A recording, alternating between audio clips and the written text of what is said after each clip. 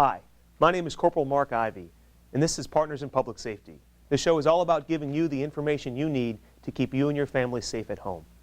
We have a great show for you planned, and we have a special guest, including Council Member at Large, Michael A. Brown Sr. But before we get to this interview, I want to share with you a new program that the police department is running. It's called Book 'em, Cops and Kids Literacy Initiative. This program was created by Master Corporal Gary Tabor, and the program's mission is to have every child in the city of Wilmington have reading materials in their home. Earlier this month, students at Wilbur Elementary School in Bear, Delaware joined our effort by hosting a book drive. They collected over 1,300 books, which were donated to the Wilmington Police Department in a ceremony at their school. These books are going to be distributed throughout the city by cops in their patrol cars, so keep an eye out. For our special feature segment, we took a look at one of our specialized units. Police canines play a very important role in helping catch criminals and solve crime. I recently had the opportunity to take a look at the daily routine of one of our canines, Rex, and his handler, Corporal Eric Meese. Thanks for joining me, Eric. Tell me, how long have you been a canine officer? I've been on the department for about 12 years, and I've been in canine for about eight years total. Now, you've been on it for 8 years. Have you had the same dog for all 8 years? No, actually, I've had a few different dogs. Some of the dogs had to retire due to some medical issues, but the current dog I have, Canine Rex, I've been with him for about 2 years now. Now, what's the normal life cycle of a dog, for lack of a better word? Like, how many years are you supposed to spend with a dog? Well, generally we get our dogs anywhere from 1 to 2 years old. When they come to the United States, all our dogs are sourced from overseas. They enter a training program with us, and the training program is 6 months. After that time, they're deployable on the street as a member of the canine unit. When we keep our dogs till they reach the age of 9 years old, at which point they're retired. They are then turned over to the canine handler and become the canine handler's property at that point, at which time, you know, they may work another dog or move on in their career in the police department. So moving back to the beginning of a dog's career, I think everyone wants to know, are these a special breed of dogs? You just pick them up from any dog shop? You said they're sourced from overseas. All our dogs are sourced from overseas, from a vendor. The vendor has scouts overseas that go and look at the dog. There's certain criteria that we demand from our dogs in terms of courage, compatibility, social ability, intelligence. And all those dogs are pre-screened overseas, and then potentially compatible matches are brought to the United States, where we evaluate them for entrance into our program. Most of the dogs that we utilize are either Belgian Malinois or German Shepherds, two particular breeds. And they make the best all-around police dog in terms of their attributes and characteristics. And then once we have identified a dog as a potential match for a handler, it's then sourced into our program and they begin training together. And you said that training program is about 6 months long. What does that involve exactly? It's 5 days a week for 6 months at a minimum to get the dogs to the serviceable level, the dogs and the handlers to the serviceable level, to get them out on the street as a beginning elements of a canine team. The training is multifaceted. It starts off with basic obedience. The heart of all canines is their obedience to their handler. They're given some bonding time when the dog's first introduced to the United States and to the handler to develop a bond and a trust with each other, and then when they enter into the program, the first thing they start with is obedience. Everything runs around obedience. The dog has to listen to every command that's given at the time it's given in order to function through the program. After that, there's many elements that are taught to the dog that are utilized in police work, such as their scent detection, whether it be bombs or narcotics, tracking, patrol work, bite work, apprehension, article searches. A whole host of skills are taught during that time period. So there's a couple types of, I guess, detecting dogs. There's drug type and there's a bomb sniffing dog. Why can't they smell everything? Why are they so specific? Well, there's two different types of alerts that we utilize. One's called a passive alert and one's called an aggressive alert. A passive alert is where the dog recognizes a trained introduced odor and then sits to notify the handler that they've located that odor. We use those primarily for the bomb dogs. Aggressive alert, the dog scratches, barks, attempts to source or get to the source of the smell. We use those for the narcotics dogs. You don't want cross-trained dogs because you would have to pick one or the other in terms of an aggressive or passive alert, and then you never know what you're getting. You don't want a dog aggressively alerting on a bomb, but if he passively alerts, is it a bomb or is it a narcotic? So we keep them separated so we know exactly what we're dealing with at any given time. Now, after that 6 months, I imagine there's a lot of retraining that has to go on. How often do you have to refresh in order to keep these dogs? It's a constant process. The training never stops. The 6 months is just to get the dog to the basic serviceable level. The training continues throughout their career. Really, later in the career is when the team and the handler and the dog are fully bonded at that point in terms of what the dog's capable of, what the handler's capable of, but we're constantly pushed to better ourselves and better our canine partner in the program that we're in to produce a higher level dog and a higher level team out on the street. Every single day we go through these skills. They're perishable skills, the same way you and I would train for something. Mm-hmm. If we stop, we lose that ability. We lose the level of ability that we had. It's the same thing with the dog. So every day they receive training on the basics, obedience, tracking, scent work, bite work, things like that. So it's a never-ending process. The 6 months is just the beginning. Now, can you tell us a little bit about what you're going to be showing us here today? Sure. Today this would be something that I would normally do at the beginning of my shift. I would check the functionality of the car, the door popper, to make sure I have access to the canine, my canine partner if I need them. Mm-hmm. Then I would take them out on the field and I'd do some brief obedience work with them. I'd let him exercise, run a few obstacles, let him get his energy out, get his head straight, and then I know that both he, myself, and the vehicle are ready for the beginning of a shift. All right, well, thanks so much for taking the time to talk to me. Thank you. At the beginning of every shift, what every canine officer does is checks their equipment to make sure it's fully functioning. The check I'm going to do now ensures that my door opener allows me to have access to my dog at all times. Rex, ball again, seats. Bleiben. Now what I usually do is we hook the dog up and we go inside the obstacle course. We do some basic obedience inside the obstacle course, and then he gets some playtime. Ball again. Bleiben. So we do some basic obedience just to ensure that the dog's on point and listening to us at all times. We do some position changes and some basic commands. Seat, bleiben. Off, bleiben. Ball again. Good boy. Good boy. You see how the dog's looking at me for the next command. Ball again. Ball again. We do some basic obstacles to make sure he's listening to us. Ball again. Hop. Ball again. Hop. Ball again. Off. Bleiben. Ball again. Hop. Through. Ball again. Ball again. Ball again. Ball again. Seat. And at the end of it, he gets his favorite reward, which is his ball. Ah, that's a good boy. That's a good boy. We spend some time playing with him, making sure that he's running fine, everything's going well. And then we're out on the street for our shift. Ball again, good boy. Ready, loose. Loose. Good. Stay with us, and we'll be right back with our special guest, Councilmember at Large Michael A. Brown, Sr.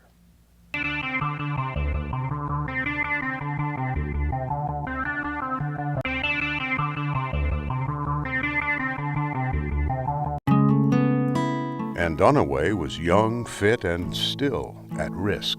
I was an active mom who every day ran, and so at 30 years old, they discovered that I had a atrial septal defect, which is extremely common.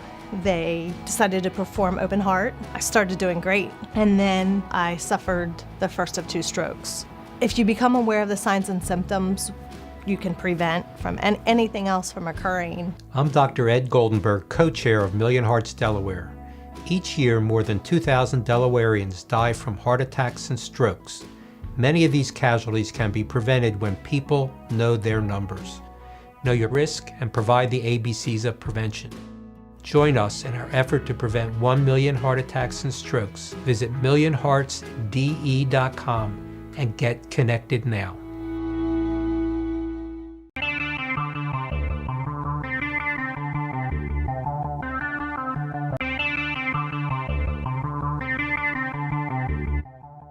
Welcome back. Joining us now is Council Member at Large, Councilman Michael A. Brown Sr. Sir, thank you for joining us. Well, hey, thank you for having me on, and it's a pleasure being here. I've seen the show on numerous occasions, and I think this show is really a footnote into the community, allowing the community to see just what public safety is all about here in the city of Wilmington. Well, thank you very much. We'd certainly try our best here. So we've been interviewing, as you know, lots of different people, and we're really glad to have you on today. And I know as one of your many responsibilities on City Council, you're the chairman of the Public Safety Committee.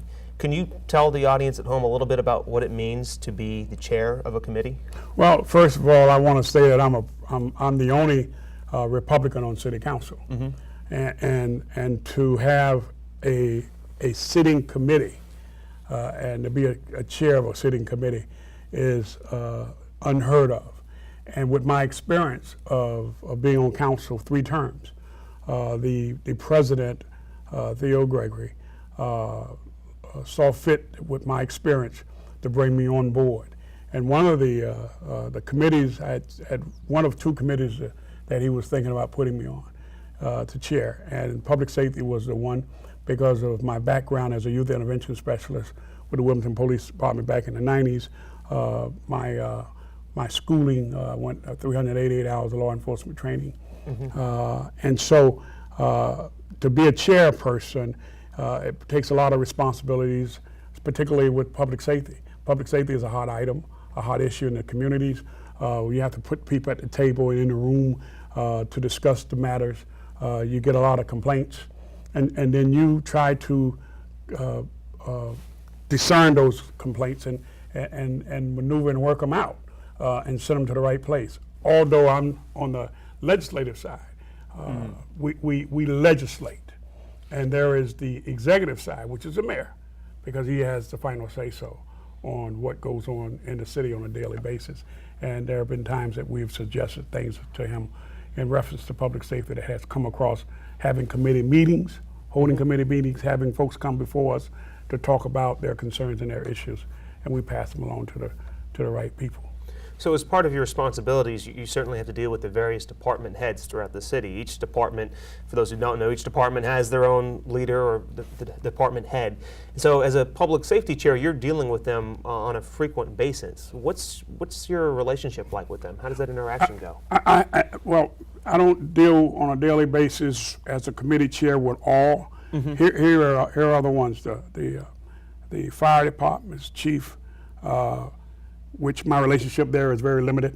The police department, which is great. The emergency management service, which is great. License and inspection commissioner, because they work in hand within the community and public safety, which is great. And housing director, which is real great. So those are key components to public safety, because those are the issues that we face. Houses that are being used to sell drugs out of, houses that are abandoned and eyesores in the community. License and inspection we sent in, and we asked them to take a look at it. We asked the police department to go with them to make sure they're safe. So that there is a good core of cooperation. You're not going to get a full 100% cooperation, and we wish we could. But as I said, that the only lack of communication and cooperation is with the fire department, and we're working on that. We think it'll come around real soon. So clearly your job is all about relationships. In the end, it comes down to relationships, relationship building. And as part of that, you alluded to it a little bit earlier, is your interaction and your relationship with the current administration. How does that work with your Public Safety Committee and the current administration?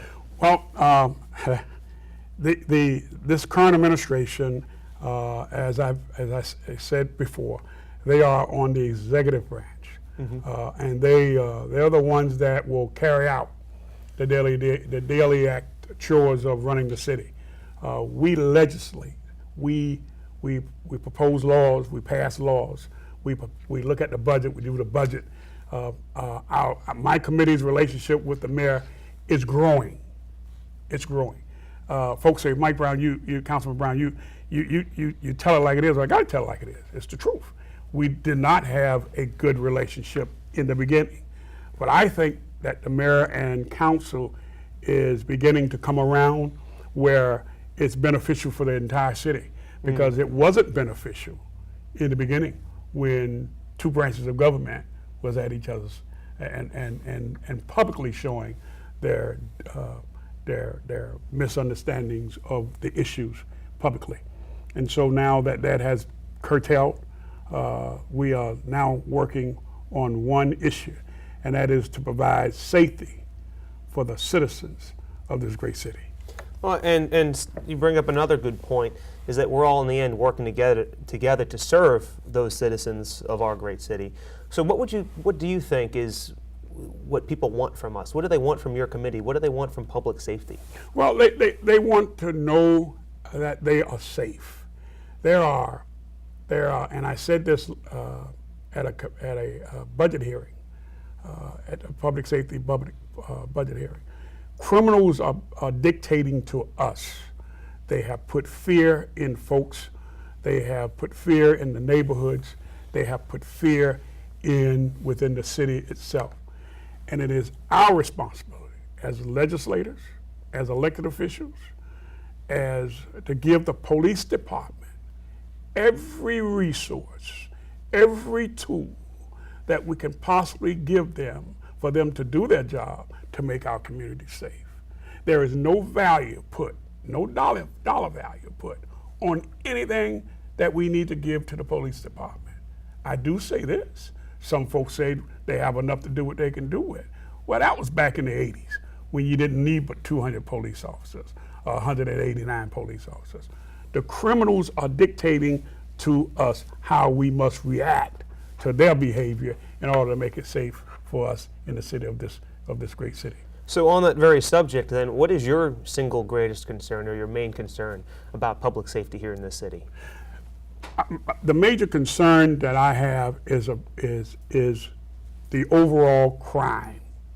The Part 1 crimes, the Part 2 crimes, the crimes that are small that grows in the community, you know, from trash in the streets to broken windows to dilapidated homes. All those things attract bad elements for our city. And it's not that many. It's only a low percentage. It's been proven that the 5% that are committing the crimes over and over again, the majority of them don't even live here in our great city. So true. Now, council member, you've been a councilman here since 2000. That is correct. It's a long time.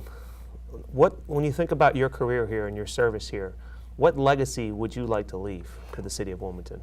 Not only have I been a councilman since 2000, but I've been a city employee since 1994, I apologize. So I want folks to know that I am honest, I'm humble, I believe in making sure that the job gets done. You may not like my politics. You may not like some of the things that I say, because I'll tell you whether I like you or not. And then we'll move forward. Mm-hmm. But at the end of the day, you would appreciate the efforts that I put forth.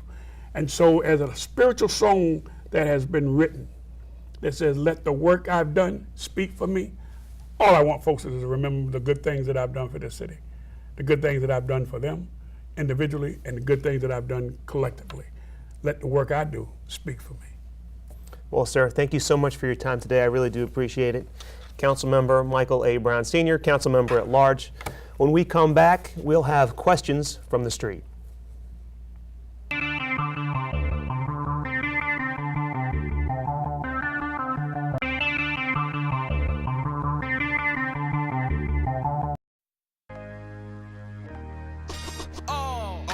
All in together now. We can make it better now. Come on, can we do it? Yeah, you know that we can. We rope it up, Cause we know how to jump. we roll it out, We know how to skate. we'll cut it down, We know what to eat. we'll swap it out. We eat healthy stuff. Can we do it? Yeah, you know that we can. Can we do it? Yeah, you know Today's a good day to grab your kids and hang out with them for an hour. Dance, walk, play a sport, or cook a healthy meal. Because just moving a little and eating better every day can help make you and your child healthier.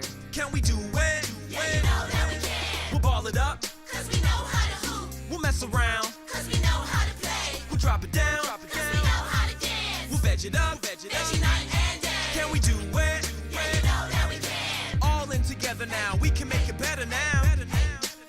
Search We Can to find doable tips and activities that you can use every day to keep you and your kids healthy.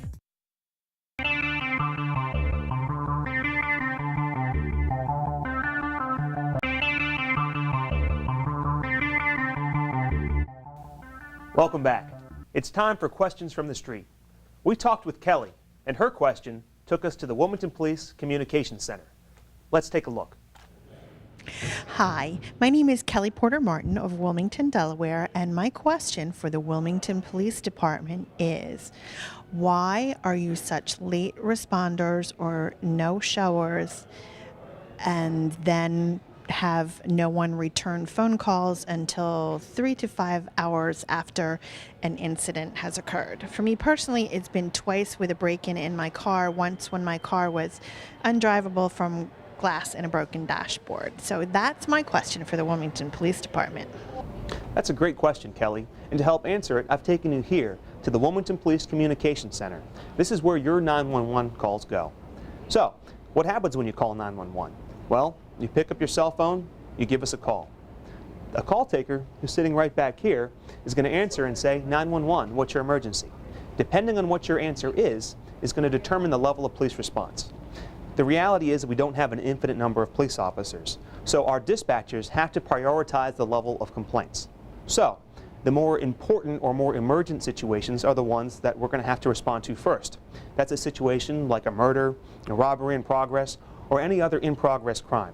That's going to take priority over another call, such as, let's say, a bicycle that was stolen or a burglary that's reported a day later.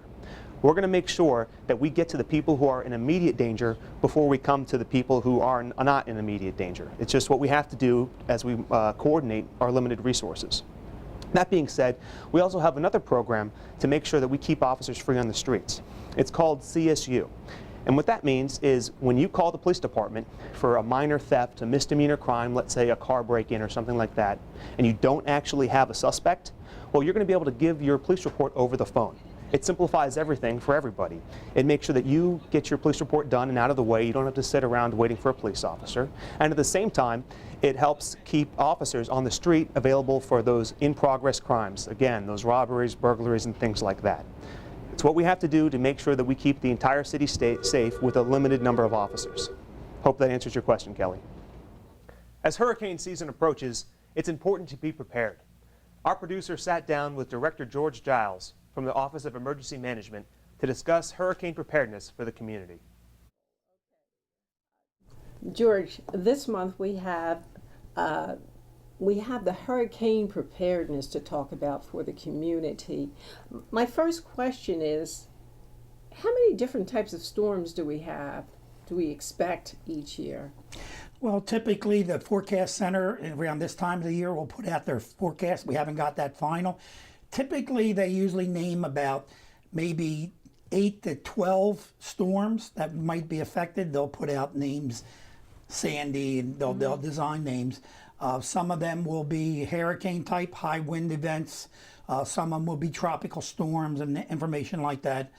Some of them just might be large storm flooding events. So they usually took it, but usually in a typical year, we usually do anywhere between 8 and maybe 12 to 15 events during the season. We're prepared for that. Absolutely. Well, we have a plan for it. I don't think that we always say we're prepared.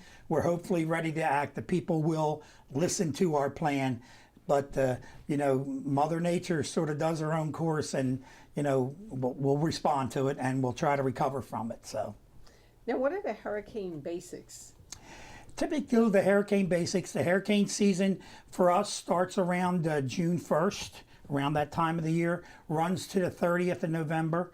The strong time for the hurricane season's around the August till early October time frame. Typically, hurricanes in the Atlantic coast region. The Gulf of Mexico will start out in the Gulf of Mexico with a weather event.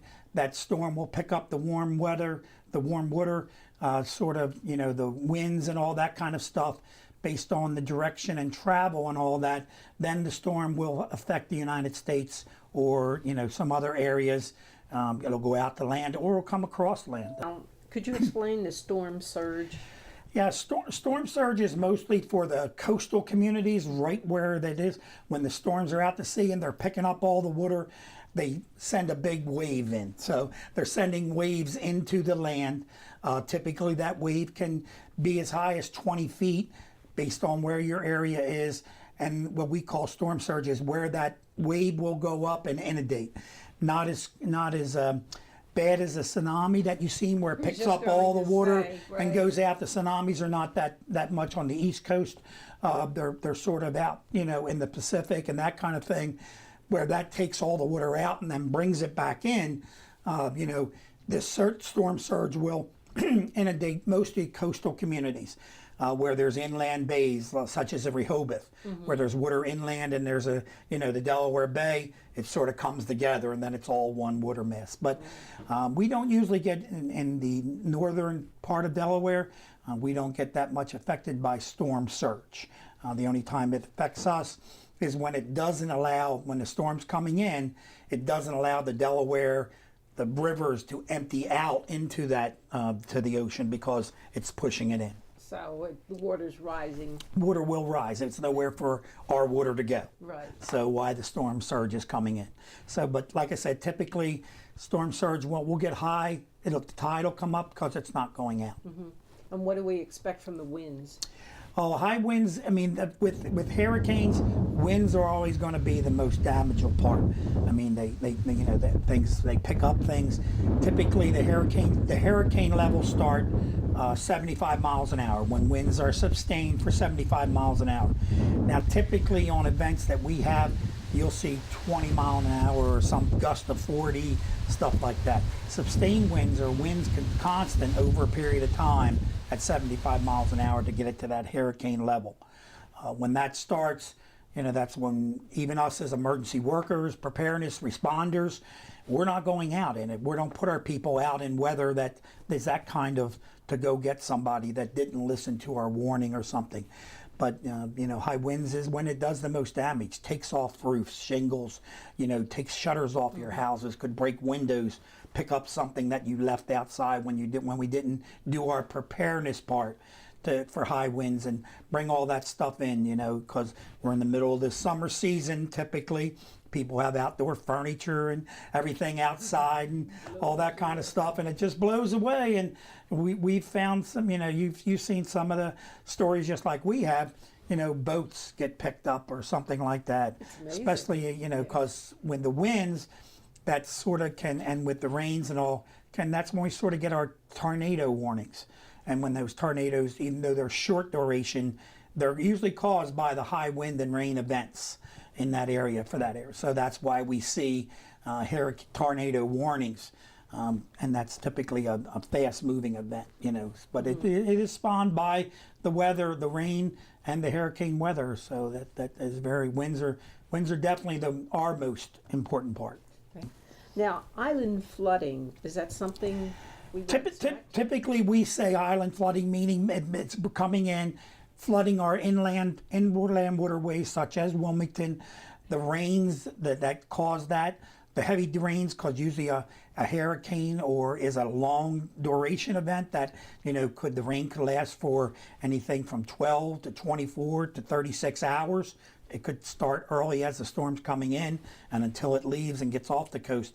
So that's going to really make our flooding bad inside. Everybody knows here in Wilmington, South Wilmington is one of our flood-prone areas. We're, you know, surrounded by water, you know, and when that water is coming, when we get a long duration, even a slow rain and it's long duration, the water has to go out somewhere. And when it can't go out, you know, we're going to have that problem. And especially some of where the marshy lands and all that kind of stuff is. You know, we have some of those. So you got to be prepared for and know. And that's a good thing about Wilmington. People know where it floods. Most of the people in Wilmington have lived here long enough they know they're gonna, they're gonna have flooding in their area when there's a rain event. That could also cause, sometimes during the summer season, we'll get a lot of flash storms. Real heavy events for a short period, 30 minutes, and then we'll be inundated by the flooding. And that's usually, that flooding is short-term. The problem with the hurricane season is that flooding could be long duration again, that 12 to 36 hours for that water to get out. So then it's not like a rainstorm, a real sudden rainstorm, that we want to make sure that people know during our hurricane season, when it floods, it's going to be a long-term event, not this couple hours, sit in traffic for an hour and it's going to go down. Right. So This takes us into the forecast process. Yeah, and we just want to remind everyone that, we're not getting our forecast, we're not watching TV, we're not doing it. We're talking to our National Hurricane Center in Miami, Florida. They're getting the information from NOAA Weather Radio, they're finding these storms. We're flying planes into the storms to get predictions, to figure out how strong they are. We're looking at gauges that our National Weather or NOAA maintains out in the Atlantic Ocean to see how the storm's progressing out there. So the information we're providing sometimes is not as early as some people want, but we're trying to make it right. Typically, we'll start predicting hurricanes seasons maybe 5 days out, that it looks like it's starting to form. As it gets closer, typically we know a track within 72 to 48 hours that it's definitely going to take this track. And then maybe within the 48 to 24 hours, we know that we've issued our warnings. We know it's going to affect our area. Hopefully our plan's in effect. If we needed to evacuate or something like that, we've evacuated that time, because our plan, and you'll hear it when we do our plan, is that we want to make sure people aren't out in the weather. We need them to be in the place, either the shelter, where they're going to go for the storm, if it's going to be affected, where that storm's not going to affect them. So we just want to make sure that everybody understands we're not just watching TV, and I'm not sitting here just guessing. We are using the latest and greatest information from the National Weather Service. And so they have to, bottom line is, get a plan. Yep, we tell everybody to have a plan, and that plan also not only includes the plan for when you're staying in your house and what you're doing. Stay in place. Make sure you stay in place. Make sure you have your house ready, as we talked about already. Make sure someone knows of your plan, whether you're either going to stay in your home or whether you're going to leave. If you don't have family or somebody to notify, hey, I'm going to be going out. I'm going to go to, my sister's or something, so I'll be on the road from this time to this time. We want to make sure they have a plan. And then with their plan, make sure they have everything. Make sure they have important documents if they're going to leave their home, so if they need them to get back in, or if they need to get insurance information and they don't have it, we don't want it to get destroyed in the house. Take that with them. Make sure they have supplies, whatever they're going to do. If they're going to stay in their home, have that supplies for that 36 hours, 3 days, where we might not be able to get any supplies into your food, that might not have electric, might not have power if you're going to stay in. If you're going to be leaving, make sure you have medicines for everybody that needs them. Make sure you have something for the kids to do. You can't, everybody knows kids are hard enough to take care of when they're home. If they get out on the road, you got to have elderly. If you have elderly people that are traveling with you, their medical needs, they might need treatments every once in a while or something like that. You need to make sure that plan's all in place. Pets are a perfect one. Over the last 3 years since Katrina, most of our our shelters are now accepting pets. People don't like leaving their pet at home, just like they don't like leaving their home unsecure. And that we would tell them, and that's one of the things we want to tell them about the plan. The plan needs to be to secure your home. Our plan is to make sure we secure the area.